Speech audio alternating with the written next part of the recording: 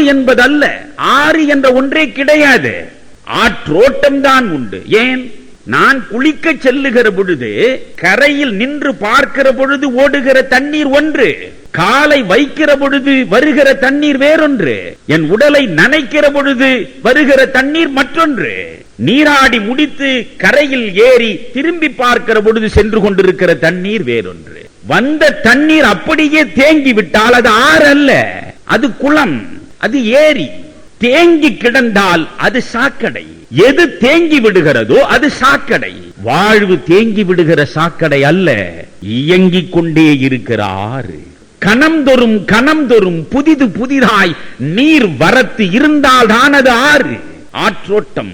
கணம்தொறும் கணம்தொறும் உன் வாழ்வில் புதிய புதிய அனுபவங்கள் பூத்தால் தான் அது வாழ்க்கை. மாற்றமே இல்லாமல் ஒரு மனிதன் வாழ்ந்தால் அது வாழ்வே இல்லை.